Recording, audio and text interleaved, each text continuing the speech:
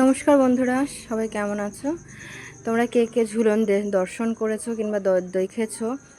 চলো তোমাদেরকে আজকে ইস্কন মায়াপুরের ঝুলন দর্শন করাবো।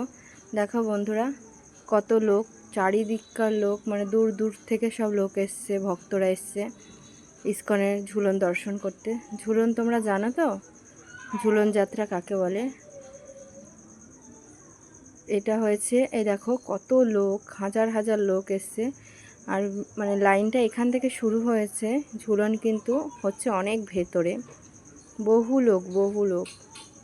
ঝুলন হচ্ছে রাধাকৃষ্ণর যে, মানে রাধাকৃষ্ণ যে ঝুলনে দুলেছে সেইটাকে ঝুলন যাত্রা বলে। তা দেখো বন্ধুরা, এই যে ভেতরে প্রবেশ করলাম, কত সুন্দর ডেকোরেশন করেছে।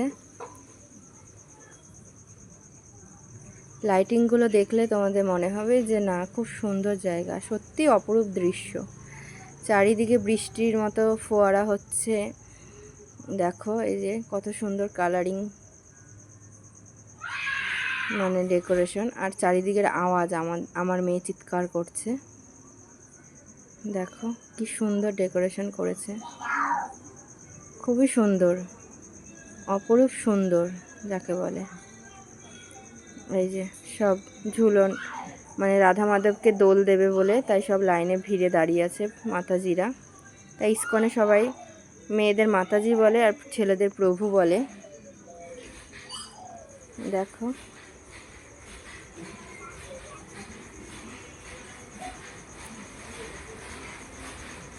যে সব দাঁড়িয়ে রয়েছে, সব ভেতরে দেখো কত সুন্দর ডেকোরেশন করেছে।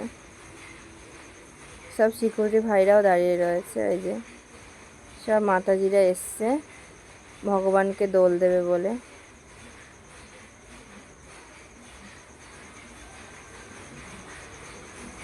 এই যে প্রভুপাদকে বসিয়ে রেখেছে।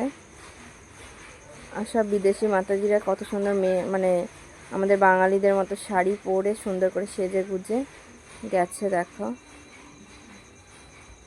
ভিড়, দেখো কত ভিড়। ওই যে ঠাকুরের সামনে চলে এসেছি, এখানে প্রসাদের লাইনও আছে।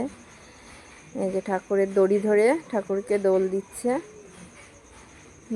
ওই যে ওই দেখো রাধা মাধবের সামনে কত সুন্দর করে রাধা মাধবকে সাজিয়েছে, কত ফুল দিয়ে ঠাকুরকে সাজিয়েছে ভগবানকে।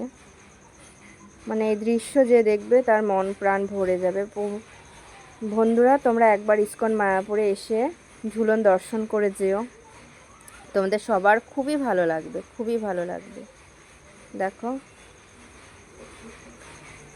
হাওয়া দিচ্ছে, করছে। আর এই যে এইদিকে চলে গেল প্রসাদের লাইন। তা বন্ধুরা, ভিডিওটা এখানে শেষ করলাম। নমস্কার, সবাই ভালো থেকো।